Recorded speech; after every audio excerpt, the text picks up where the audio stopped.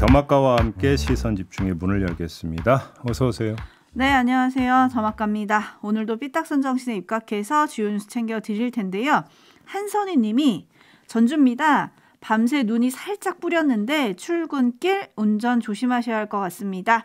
시선 집중 구독과 좋아요 눌러주세요. 모두 힘내세요 라고 해주셨는데 전주에 눈이 내렸다네요. 그러게요. 서울은 안 내렸는데? 네, 오늘도 남부 지방에는 비나 눈 소식이 있다는 뉴스를 아침에 보기는 했는데요. 확실히 봄이 오는 데는 좀 시샘이 있는 것 같습니다. 아, 그렇죠. 그리고 중요한 말씀 해주셨네. 구독과 좋아요 누르라고. 네. 그렇죠? 네. 기본이지 않습니까? 그럼요. 네, 구독료입니다. 네. 그리고 불량 교주님, 글 남겨보고 싶어서 30분 일찍 출근해서 글을 남깁니다. 불량 교주님이세요? 네. 무슨 교인가?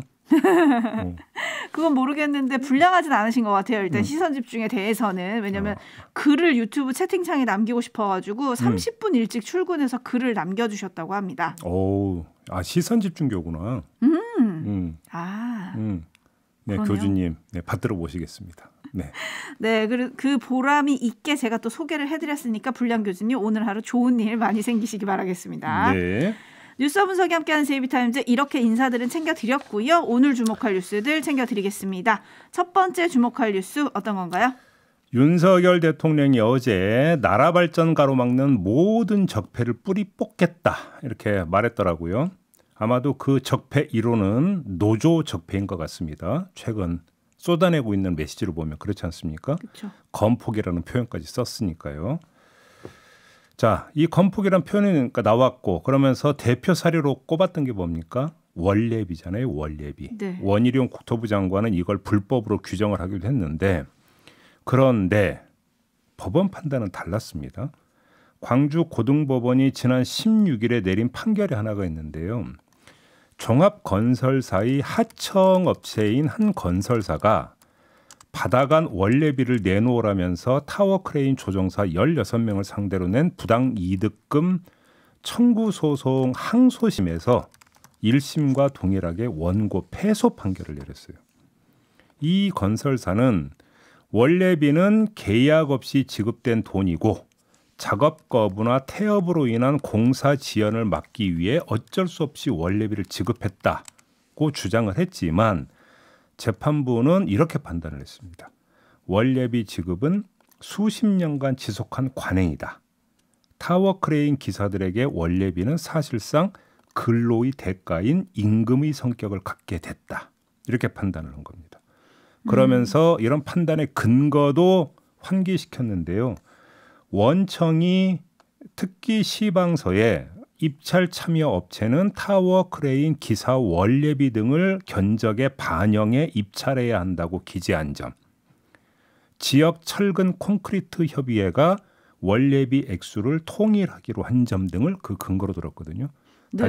다시 말해서 업계에서 시방서에 원래비 내용까지 견적서에 포함해서 입찰을 해야 한다고 했으면 이것들을 거의 정상적으로 지금 바라보고 있었다.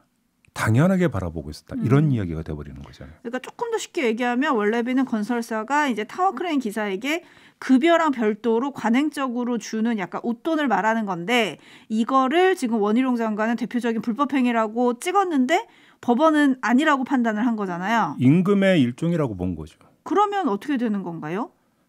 자, 어제 이 노조 회계 자료 공개와 관련해서 대법원 판례 그러니까 전해드린 바 있었죠. 네. 그거에다가 지금 제가 전해드린 내용을 합하면 어떻게 되겠습니까? 윤석열 정부는 이런 주장을 하는 거잖아요. 불법을 법률에 의거해서 단죄하는 것. 그게 적폐청산이라고 보고 있는 거잖아요. 그리고 그걸 법치주의의 일환으로 보고 있는 거잖아요. 그런데 법률을 해석해서 적용하는 법원이 이런 결정을 내려버렸으니 윤석열 정부의 불법 규정은 어떻게 되는 겁니까? 이러면 임의적이고 자의적인 것이다 라는 얘기가 따라붙을 수가 있는 거겠죠. 윤석열 정부가 아무리 적폐몰이를 해봤자 그 대상인 노조가 법원에 달려갈 게 뻔하고 법원은 이전의 판례에 기초해서 판결을 할 것이고 이렇게 돼버리면 남는 건 뭡니까? 사회적 자원 낭비와 갈등뿐 아닙니까? 이게 나라 바로 세우는 거냐 나라 어지럽히는 거냐 따져봐야 되는 거잖아요. 100번 양보해서 서로의 관점 차이에서 비롯된 것이다. 이렇게 이해를 한다 손 치더라도 그러면 그럴수록 더 필요한 건 적폐몰이가 아니라 사회적 대화죠. 사회적 대화를 통해서 시각차를 줄이고 합의점을 이끌어내야 되는 거지. 왜 단죄하려 드는 겁니까? 그렇지 않습니까? 네. 근데 지금 말씀하신 대로 사회적 대화를 통해 간극을 줄이고 합의점을 이끌어내야지 왜 단죄하려 드냐라고 해주셨잖아요. 그러려면 사실 정부 입장부터 달라져야 할 텐데 어제 이도훈 대통령실 대변인이 전한 대통령의 말을 좀 들어봐야 할 것 같습니다. 네. 노조 문제에 대해서 조목조목 짚고 타워크레인 문제에 대해서도 말을 했다고 하거든요. 한번 들어보시죠. 노조가 한미연합 군사훈련을 반대를 외친다거나 채용 장사를 하고 있다. 이런 노조가 정상화되면 우리 기업 가치도 저절로 올라가고 일자리 또한 엄청나게 나오는 것이다. 이렇게 얘기했습니다. 타워 크레인 관련한 발언이 있었는지 묻는 질문에 언론이 이 문제를 몰라서 안 썼겠느냐. 왜 지난 5년 동안 이런 문제가 언론에 크게 안 나왔었겠느냐. 누구도 이런 걸 문제 삼고 또 문제를 삼아서 불이익을 받는 게 싫었기 때문이 아니었느냐. 병도 알아야 치료가 되는 것처럼 자꾸 이런 보도가 나오고 문제를 드러내는 게 중요하다. 이제 끝까지 가야 한다. 조금 하다 마는 게 아니라 임기 말까지 우리나라 발전을 가로막는 모든 적폐를 뿌리 뽑도록 최선의 노력을 다하겠다. 이렇게 말했습니다. 네, 들었는데요. 다시 말씀을 드리는데 국민 누구나가 인정하는 적폐라면 뽑으시라는 말이에요. 그걸 반대를 안 하겠는데 법원에서 적폐가 아니라고 지금 판단을 하니까 제가 지금 이런 말씀을 드리는 거잖아요. 노조 회계 자료를 복사를 해가지고 제3자가 보는 건 문제가 있다라고 대법원에서 판결을 내렸고 원례비에 대해서 고등법원에서 이건 임금의 일종이라고 지금 그런 판단을 내렸으면 행정부가 단독으로 독단적으로 적폐라고 규정을 하고 사법의 칼날을 들이대기 이전에 법적 검토부터 다시 하고 그것이 정말로 법률적 오해에 기초했거나 관점의 차이에 기초한 거라면 대화부터 해라. 이 말씀을 드리는 거예요. 뭐 잘못된 거 없잖아요. 네, 지금 논리적으로 따지면 그런데 과연 이게 이제 정부가 응답을 해야 되는 거잖아요. 법원 판결이 이렇게 나왔고, 그죠? 네. 그러면은 우리가 이렇게 생각했는데 이렇다고 하니 좀 더 다시 생각해 보겠네. 뭐 이렇게 나와야 되는 시점인데 네. 과연 그렇게 나올지 이 부분은 조금 지켜봐야 될 것 같습니다. 네. JB타임즈 다음 주목할 뉴스는 어떤 건가요? 쌍방울 대북 송금 의혹 사건을 수사 중인 검찰이 어제 경기도청을 압수수색을 했어요. 그러자 경기도가 발끈하고 나섰는데 김진욱 경기도 대변인이 기자회견을 열어서 이렇게 주장을 했는데 한번 들어보시죠. 특별히 오늘 압수수색에는 김동연 지사의 PC까지 압수수색 대상으로 포함했습니다. 작년 7월에 취임한 김동연 지사의 PC가 20년 1월에 퇴직한 이화영 전 평화부지사와 무슨 상관이 있는 것입니까? 경기도청이 작년 5월 광교 신청사로 이전했고 이화영 전 평화부지사의 재직 기관과도 상관없는 곳까지 무차별적으로 압수수색의 대상으로 삼은 것은 과도한 수사입니다.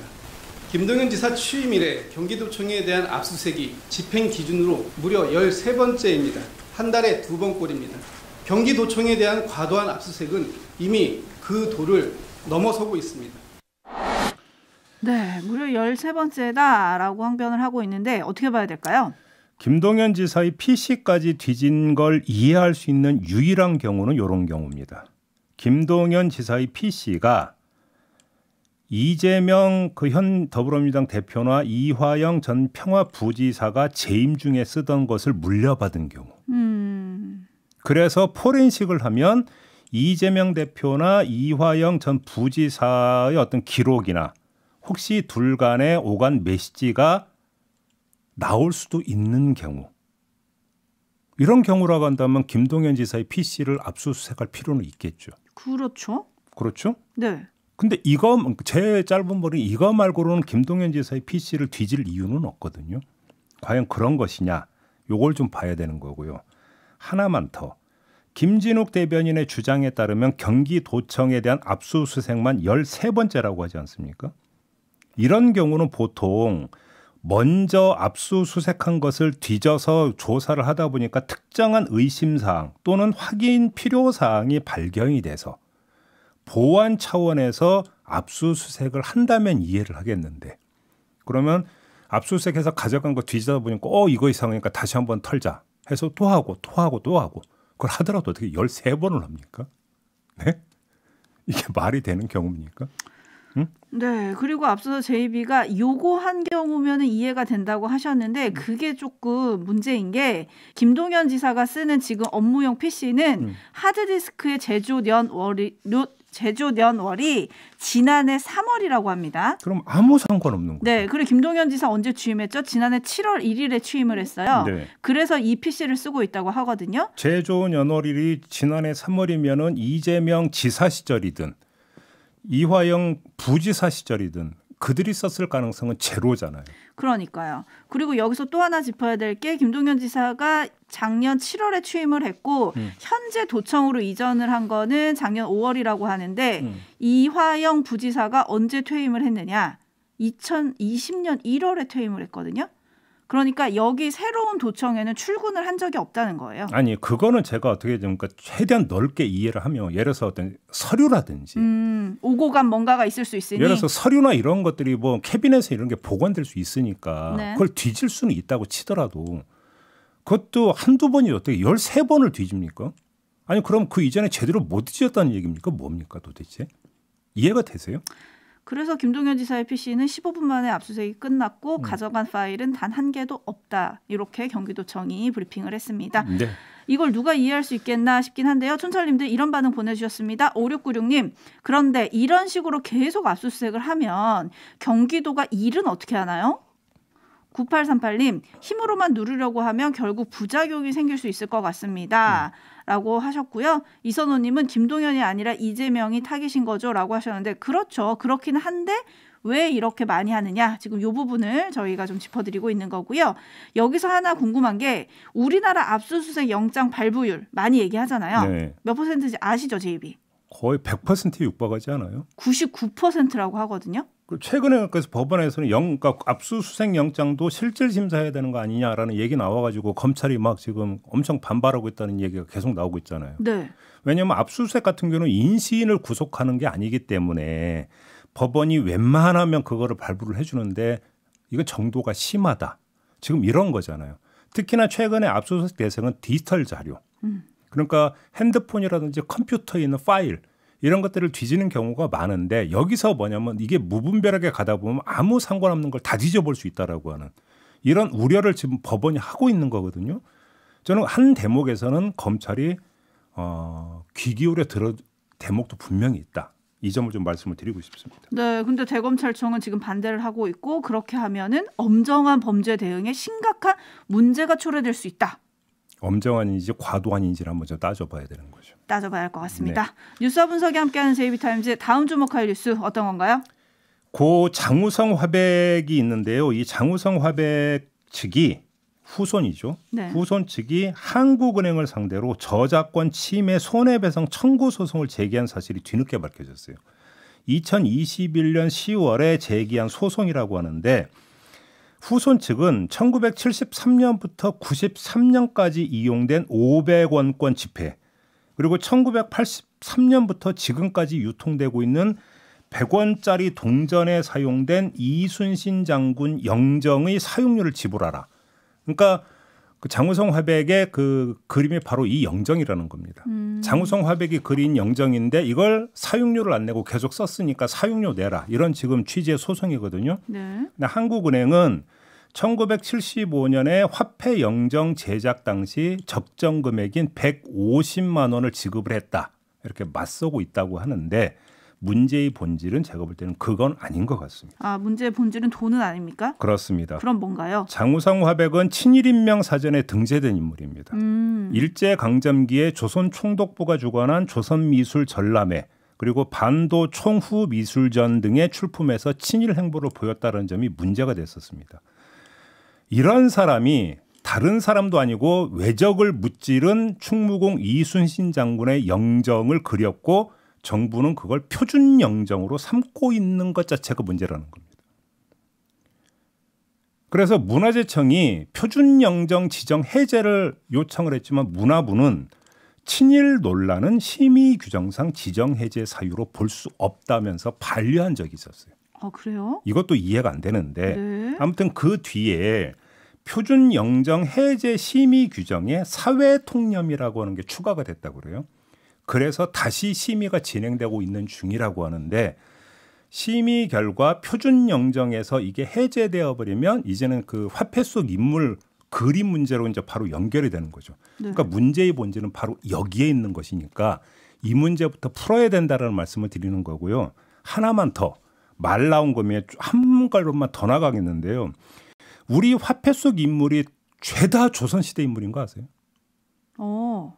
율곡이, 퇴계 이황, 신사임당, 충복 이순신 장군은 당연히 들어가야 되는데 네. 이순신 장군 빼면 어떻게 누구를 넣겠어요? 이순신 장군은 들어가야 되는데 아무튼 다른 인물을 보면 죄다 조선시대 인물이거든요. 네. 다른 나라의 경우에 보면 구국의 영웅, 독립 영웅, 건국의 아버지 이런 사람들을 보통 화폐 속 인물로 설정을 하잖아요. 근데 도대체 우리나라는 왜 이럽니까? 김구 선생, 안중근 의사, 윤봉길 의사 이런 사람이 당연히 화폐 속 인물로 들어가야 되는데 왜 빼고 있는 거죠? 그러게요. 진짜 생각할 게 많네요. 이 뉴스가.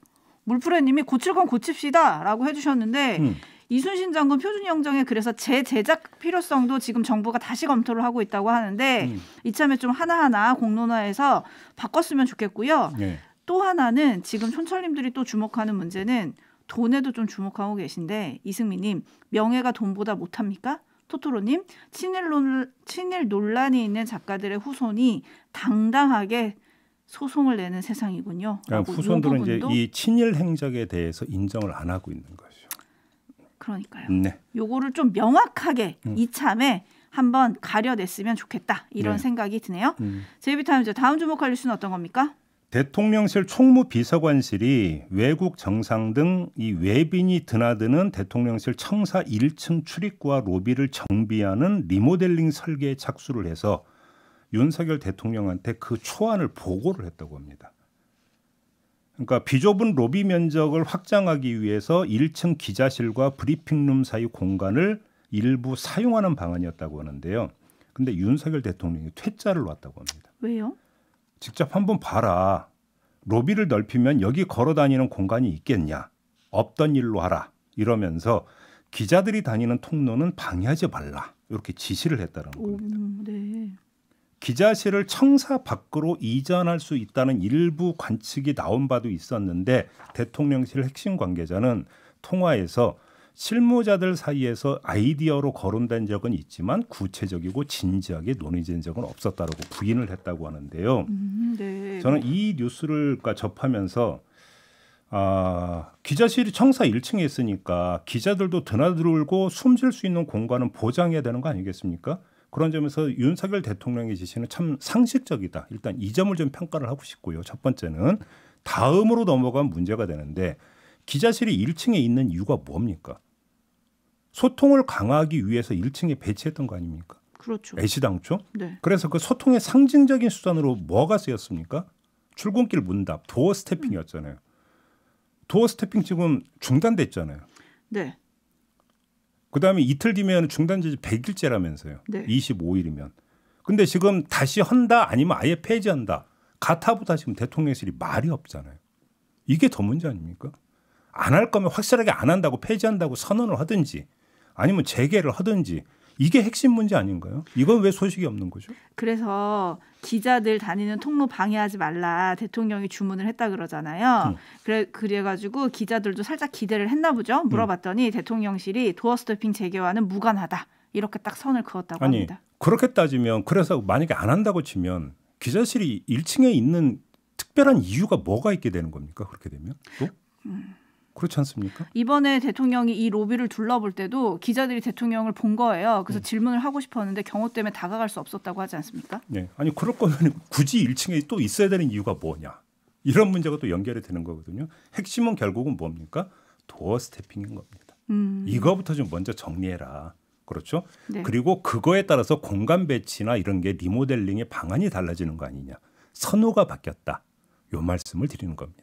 아니면 국민은 모르는데 대통령실 안에서는 도어 스태핑을 안 하는 걸로 이걸 기정사실로 놓고 지금 접근하고 있다면 그렇게 얘기를 하시든지. 네? 이게 먼저 아니겠습니까? 네. 마무리하겠습니다. 네. 더마카 수고하셨어요. 고맙습니다.